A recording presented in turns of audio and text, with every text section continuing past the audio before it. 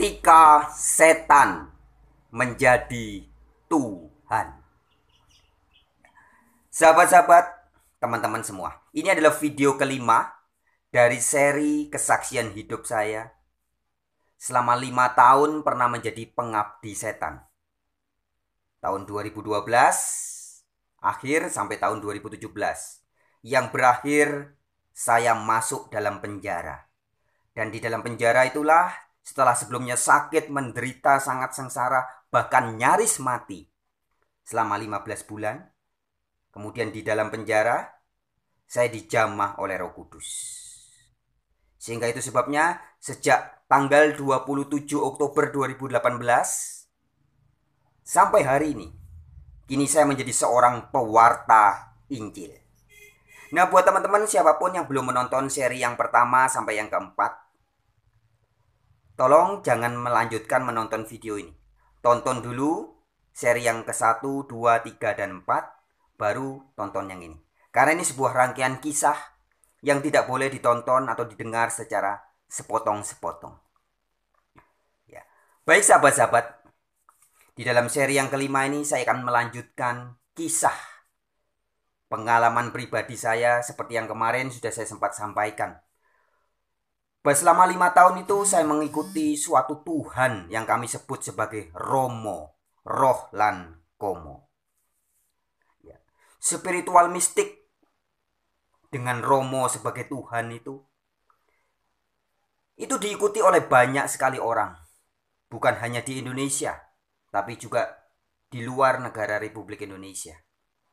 Di Indonesia sendiri, seperti kemarin sudah saya sampaikan juga, ternyata spirit roh seperti ini bukan baru-baru saja.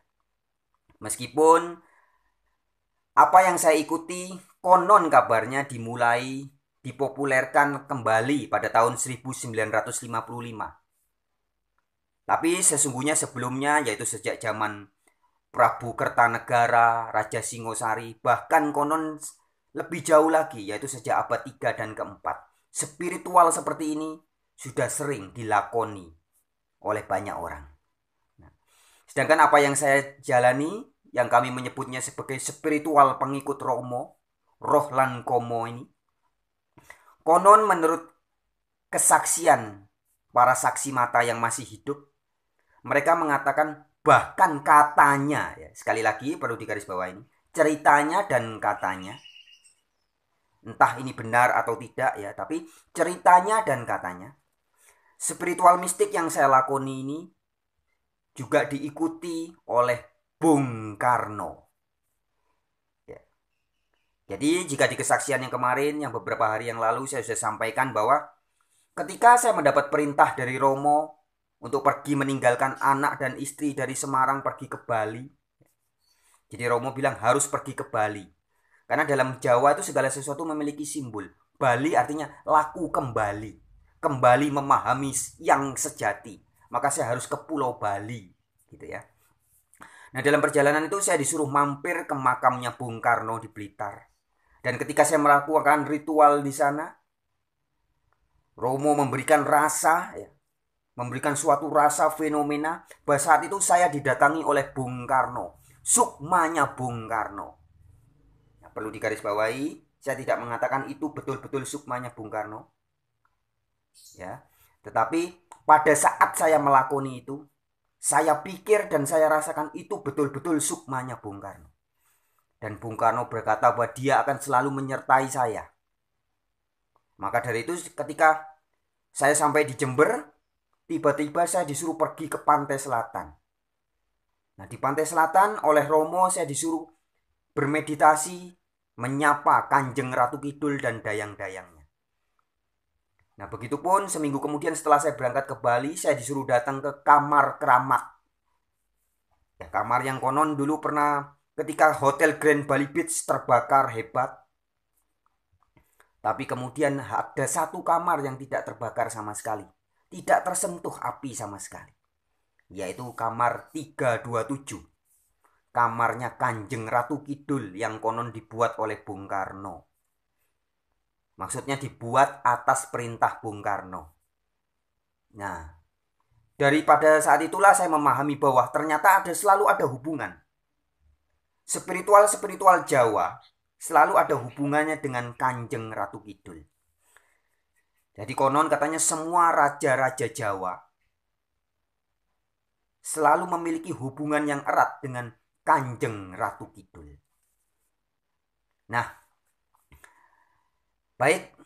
Jadi spiritual ini yang mengikuti konon ceritanya bukan hanya orang-orang biasa, tapi banyak juga diikuti dari kalangan tentara, kalangan pejabat-pejabat negara.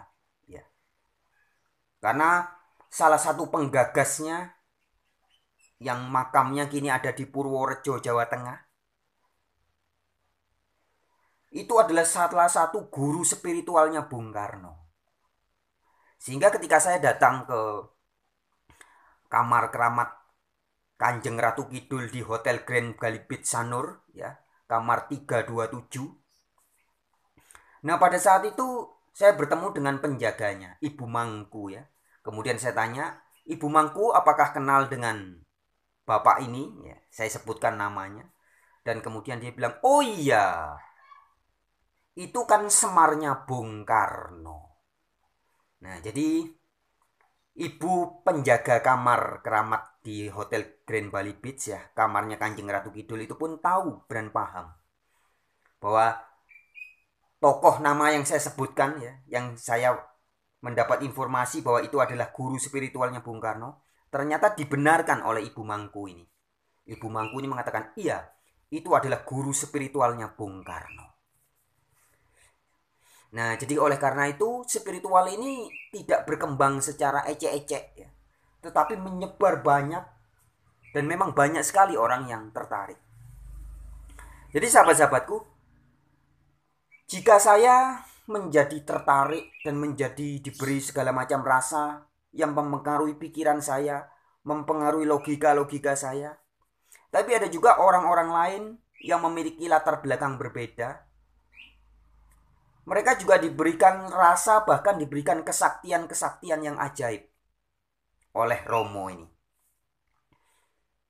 Jika konon kabarnya Prabu Kertanegara dengan Tantra Bairawanya, ya, memiliki kesaktian, dia bisa memecah menjadi 1000, membelah diri menjadi 1000. Selain Prabu Kertanegara dikenal sebagai suka melakukan ritual pesta seks, tapi juga suka bisa memecah, memiliki kesaktian yang sangat hebat. Salah satu dari banyak kesaktiannya adalah bisa membelah diri menjadi 1000. Nah, di dalam laku spiritual mistik yang saya lakoni ini juga pernah dikisahkan oleh banyak orang, ya, banyak saksi mata mengatakan ada seorang tokohnya di Jawa Tengah, sampai hari ini masih hidup beliau. Kami menyebutnya Mbah M, ya. Mbah M ini inisialnya M maksudnya. Mbah M ini konon suatu ketika beberapa tahun yang lalu pernah bisa membelah diri menjadi banyak. Kalau ajian Pancasona di Jawa dan di Nusantara ini dikenal sebagai sebuah ilmu yang membuat orang bisa pecah menjadi 5. Panca, ya, menjadi 5 sona, menjadi 5 bagian. Bukan 5 bagian, 5 perwujudan yang sama. Nah, apa yang dilakukan oleh kawan saya Mbah M ini, dia bisa membelah diri menjadi 8. Jadi suatu malam dia berada di berbagai tempat yang berbeda, di dalam 8 tempat yang berbeda. Ada yang di Semarang, ada yang di Jepara, ada yang di Kudus, ada yang di Wuleri dan sebagainya. Di 8 tempat.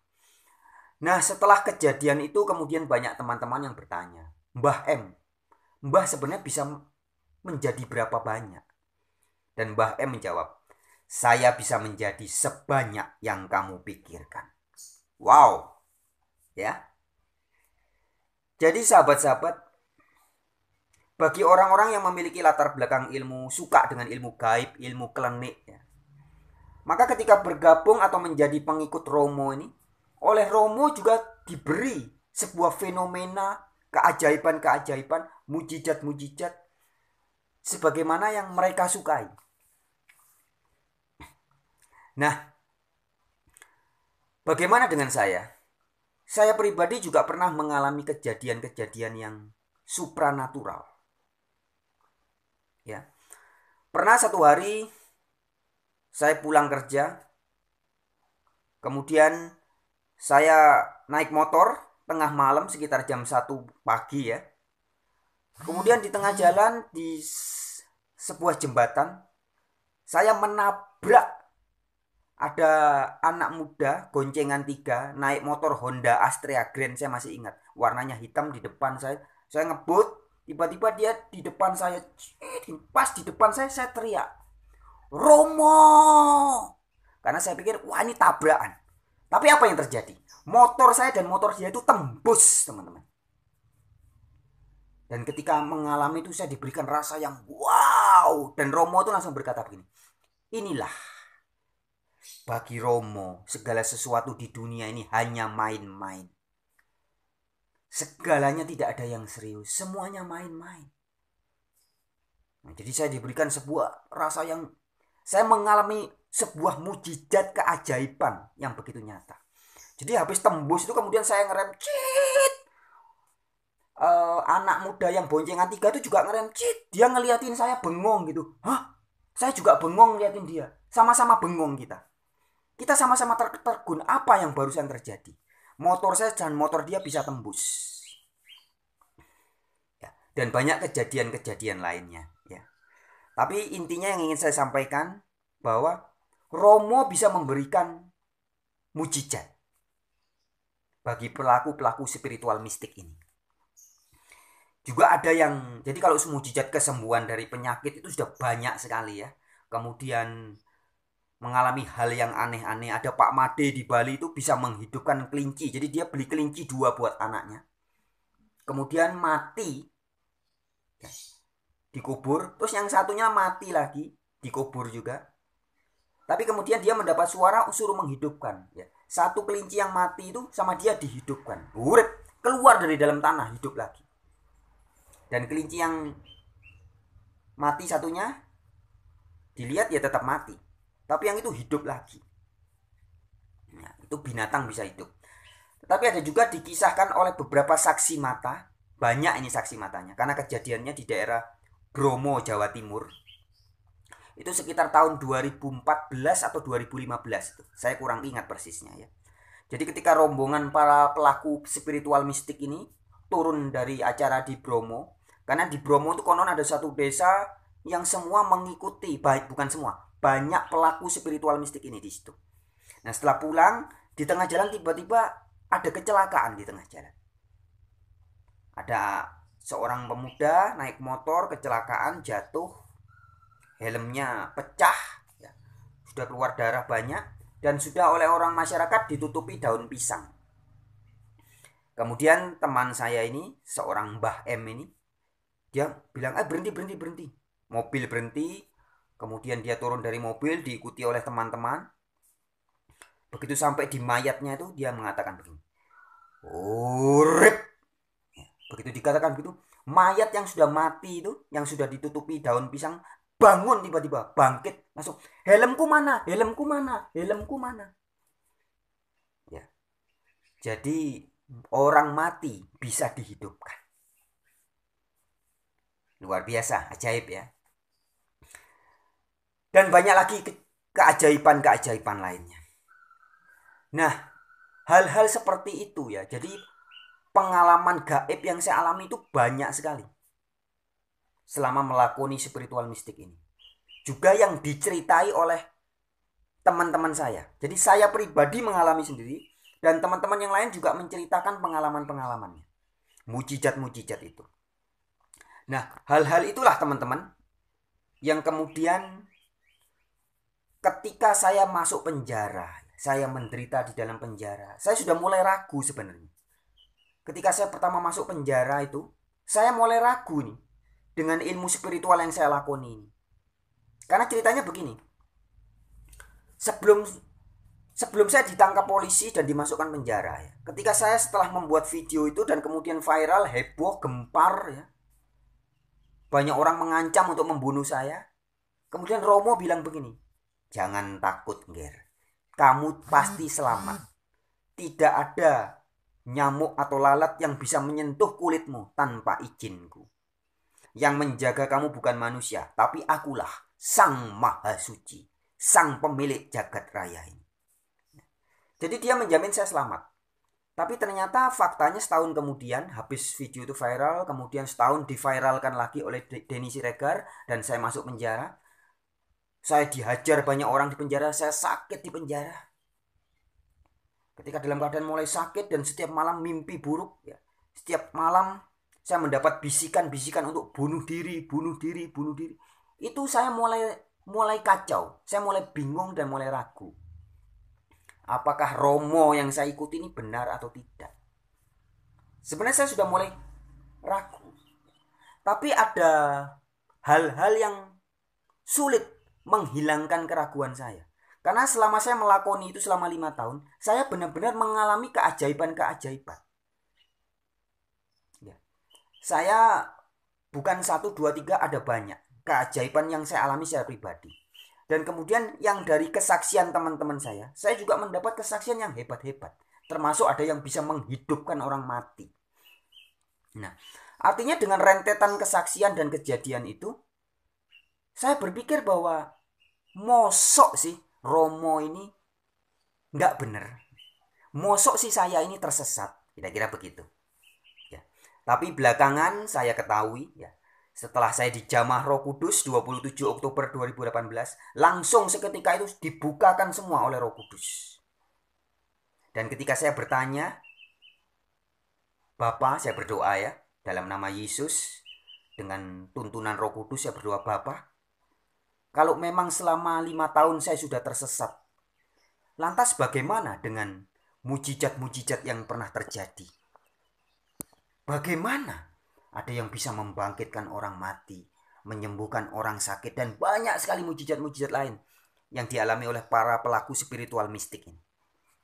Dan seketika itu juga Roh Kudus langsung menjawab, bukalah, pahamilah apa yang ada tertulis di dalam Keluaran pasal 7. Ya. Itu pagi-pagi kejadian ketika saya berdoa sekitar jam 3 pagi di dalam ruangan penjara. Roh Kudus memberitahu, bukalah kitab Keluaran pasal 7.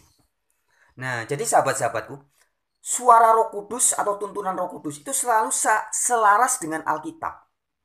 Atau Roh Kudus selalu menuntun kita untuk mendapatkan kebenaran dari kitab suci. Jadi inilah karya Allah Bapa, ya. Setelah Tuhan Yesus Kristus naik ke surga, karya Allah Bapa itu terjadi dalam 2 hal, yaitu melalui kitab suci dan melalui Roh Kudusnya. Sebagaimana Yesus pernah menjanjikan, ya, aku akan memberikan penolong, yaitu Roh Kudus. Jadi Roh Kudus menuntun saya untuk membuka Keluaran 7 ayat kitab suci pada Keluaran pasal 7, ya. Ayatnya yaitu di ayat 11, ayat 22 dan selanjutnya kisah berikutnya Keluaran 8 ayat 7. Ya, ternyata itu adalah kisah tentang Nabi Musa di hadapan Fir'aun. Ya, jadi itu dikisahkan ketika Nabi Musa menghadapi Fir'aun. Nabi Musa membuat sebuah mujizat atas kuasa Allah. Tetapi mujizat-mujizat yang dilakukan oleh Nabi Musa dan Harun ditiru sama persis, bahkan terkesan lebih hebat oleh tukang sihirnya Fir'aun. Jadi Musa membuat mujizat, tongkat menjadi ular. Itu ditiru juga oleh Fir'aun. Ya. Membuat mujizat lagi di ayat 22. Ditiru lagi dengan mantra-mantra sihirnya Fir'aun. Ditiru lagi. Di ayat 7. Musa membuat mujizat, ditiru lagi. Artinya Roh Kudus memberitahu saya bahwa kalau ukurannya mujizat, iblis atau setan pun bisa meniru. Nah, setelah dijelaskan seperti itu langsung saya paham. Oh iya ya. Jadi nggak bisa kita menilai, mengukur kebenaran itu dari mujizat-mujizat. Dalam spiritual mistik yang kami lakoni banyak mujizat yang bisa dilakukan. Yang mengaku juga dari Romo, dari Roh Lankomo, dari kuasanya Romo, kuasa Sang Maha Suci katanya. Tapi belakangan saya ketahui ternyata itu hanyalah setan yang sedang menyamar menjadi Tuhan. Ya sahabat-sahabatku, demikian untuk kesaksian kita bagian kelima ini. Ya, saya akan sampaikan lagi di hari-hari berikutnya atau di jam-jam berikutnya dalam kesaksian yang sama. Ketika setan menjadi Tuhan. Terima kasih ya buat yang setia menonton dan mendengarkan kesaksian ini. Shalom.